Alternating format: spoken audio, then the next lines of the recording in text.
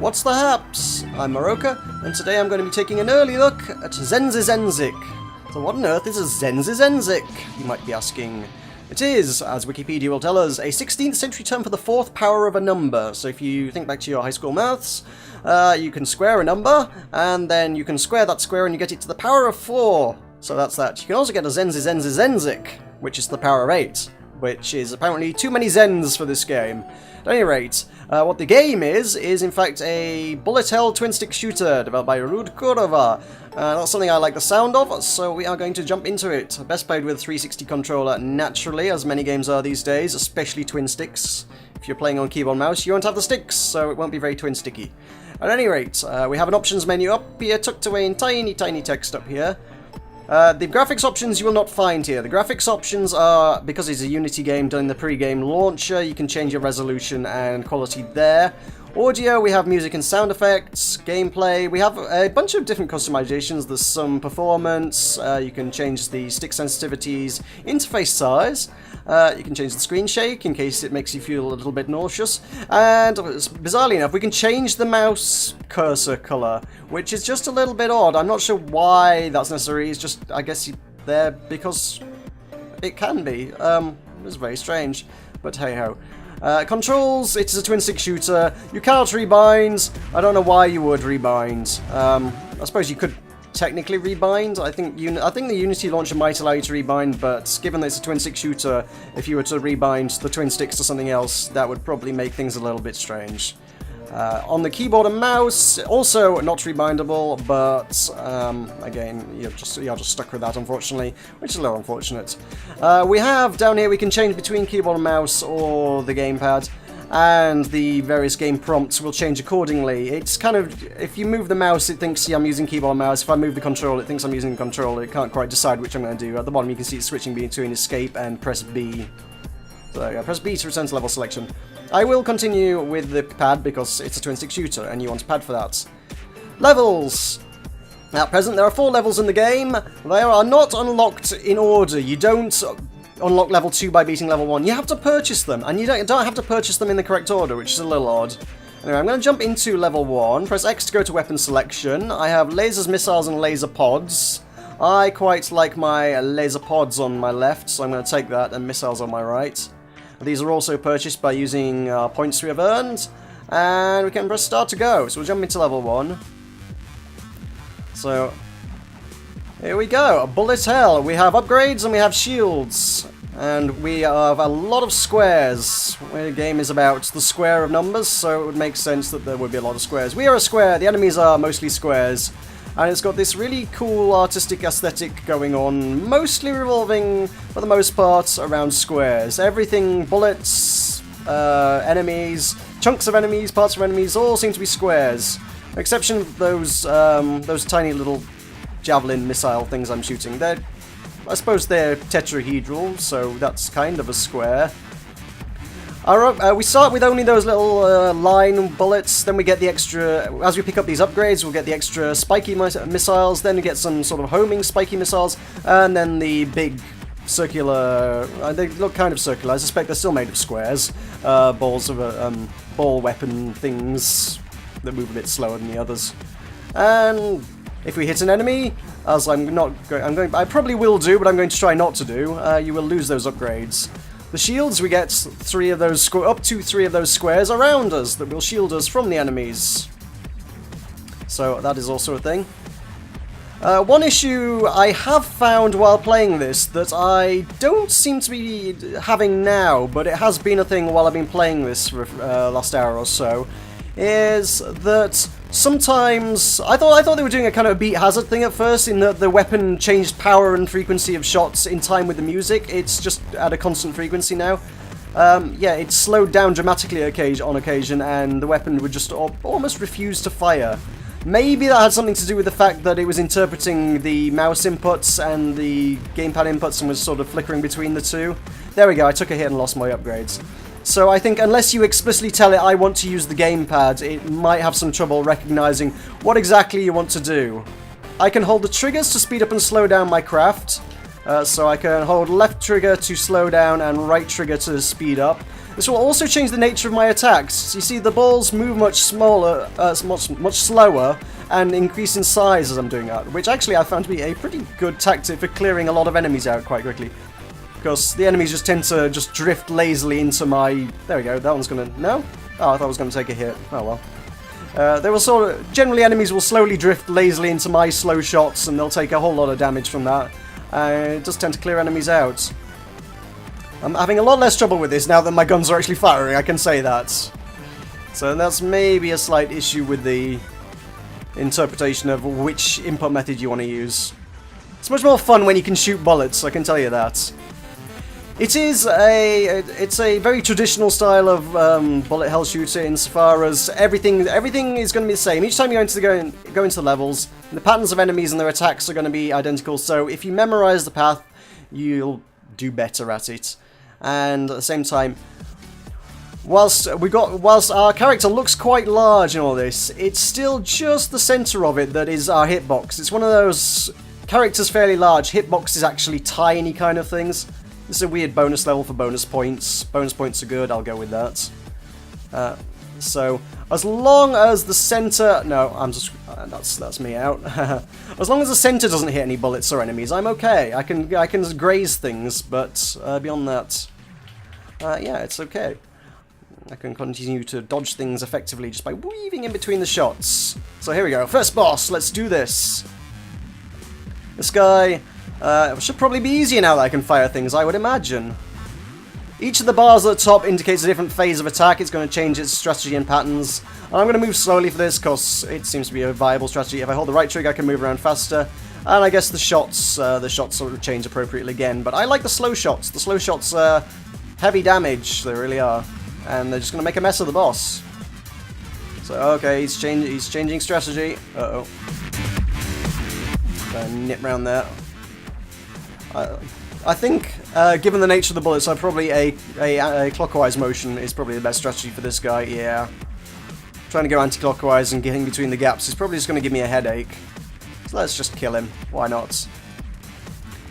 I may want to up the difficulty on this, to be honest. I'm playing on easy, like I say. I don't feel I'm particularly good at this, but I seem to have gotten the hang of this level, so maybe it'd be worth stepping up a notch, who knows.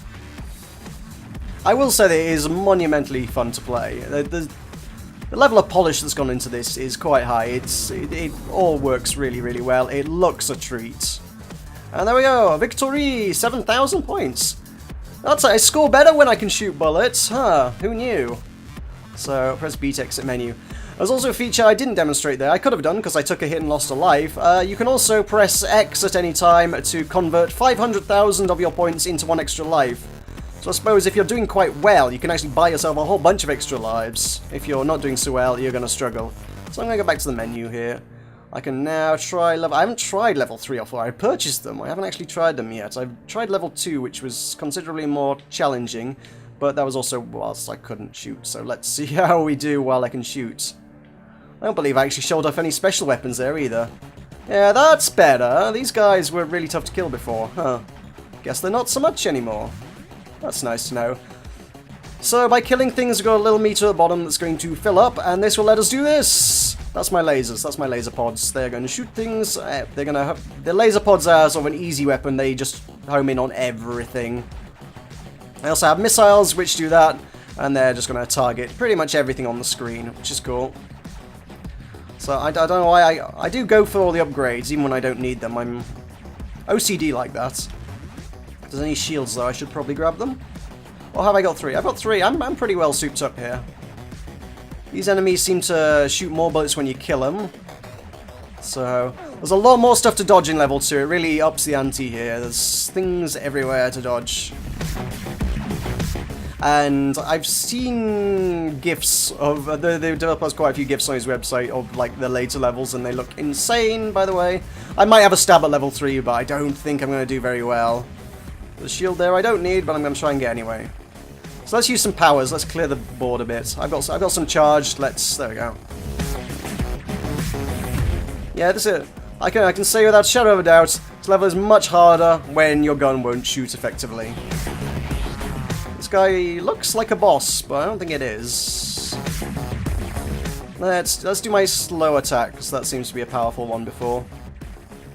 Is this gonna work? Yeah, that's killing some stuff. That works. I'm okay with that. There's a lot of enemies there with a lot of health, though. I think they're going away. It does seem like almost all of the enemies do just leave eventually if you don't kill them, and that includes bosses. The first boss, I spent a long time attacking the wrong parts of it. If you don't attack the core of that first boss, it won't take any damage. I spent a lot of time attacking the extremities of it, and ultimately, eventually, the boss just left.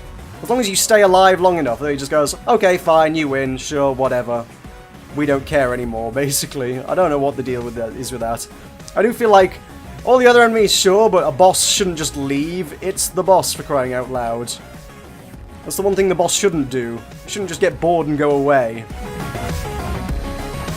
So, whether that's intentional or not, I'm not sure. It just seems like a bit of an odd choice to make, though. I am digging the soundtrack. It's one of those ones that's not the sort of thing I would normally listen to, but in context of the game, I'm pretty much digging it. It's cool. Let's use some powers here. Bam, bam, blam, blam, blam. That has done nothing. It was not very effective against this enemy. Or missiles. How about them? Do you like some missiles? Don't know. Oh well, oh right, it was just one enemy with lots of bullets. Okay. So the slow motion bit, or slow movement, it's not really slow-mo, is it? The slow movement thing is quite good for dodging bullets. The fast motion is, I guess, just for getting to power-ups quickly before they disappear. But if there's a lot of bullets, it's really nice to be able to hold that trigger and just move slowly, which is cool. And apparently I've reached the threshold for entering the bonus level, so let's do that. I have not successfully done any of these yet. They're fairly challenging. The score just seems to be how long you survive on them. I guess there is an end to them, for there is a marker in the menu that says complete the bonus levels, but yeah, I've not done so. This is a little different to the first one. First one had that kind of maze thing going on. This one just seems to be... Oh, we do get a heads up. That's kind of interesting. There's markers on the screen that shows us where the actual shadows are going to be that's going to wipe us out. So you kind of get a heads up. Oh, okay, I see. Ow. That got a bit crazy there. Oh well. Now move back into the marker, and I've got enough money to buy an extra life should I need it. So, or points. Points, money. It seems to be broadly interchangeable. Points are money in this game. So I guess it's boss time. Let's do this. Let's dance. And this one, he's going to drop this one seems to drop a lot of power-ups if you use the slow-mo thing. So it just seems to just mash through it and drop shields and upgrades and everything everywhere. And I should really try to stop losing my upgrades, because that's not going to help. Let's buy some extra lives. There we go. That's how you restore that. This game can also be done co-op, and if you press A, you can actually give your friend, your cooperative companion, an extra life as well. I could really stand to get an upgrade. Any upgrades available for me? Do you have anything for sale, sir? Apparently not. I don't know why I'm doing the slow-mo attacks, because I don't have the orbs to do the slow-mo attacks with. Oh, there goes my last upgrade. Well, this is not going to go well. I'm out. If I'd kept those upgrades, that might have gone a little better. But I did not. Oh well. So that's level 2, still thoroughly not completed. It's a tough game!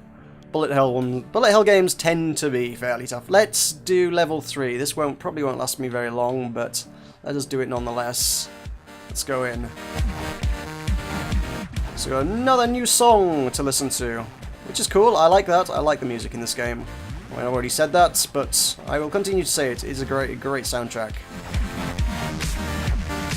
I think I just love the visual style more than anything of this game. It is absolutely a visual feast. Everything looks great. It's really clean, geometric, brightly coloured.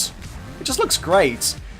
It's kind of got a bit of the Geometry Wars about it, but without the, you know, vomiting neon in your face kind of thing going on. It's similar, but it's got its own unique style. And this is crazy. There are a lot of bullets flying at me. Oh lord.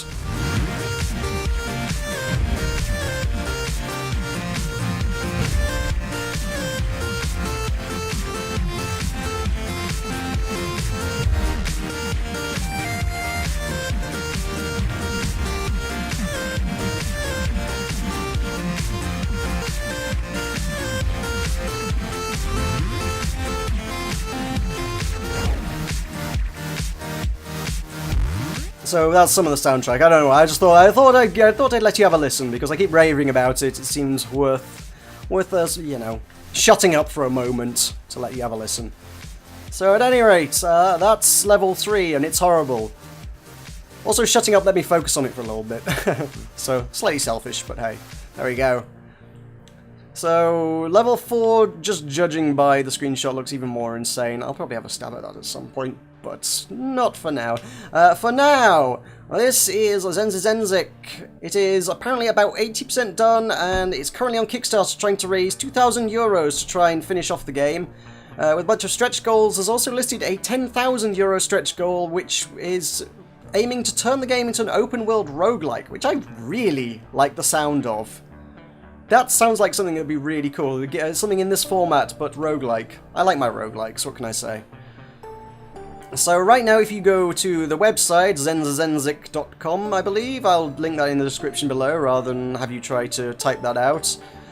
You can download the beta for free right now, or you can go to the Kickstarter, and for €5 you can get the game when it's complete. The final price at launch will be €5.99, so you get a little bit of a discount by adopting early. It's currently also on Steam Greenlight, so if you want to go throw it a vote over there to see it on Steam later down the line, you can also go do that.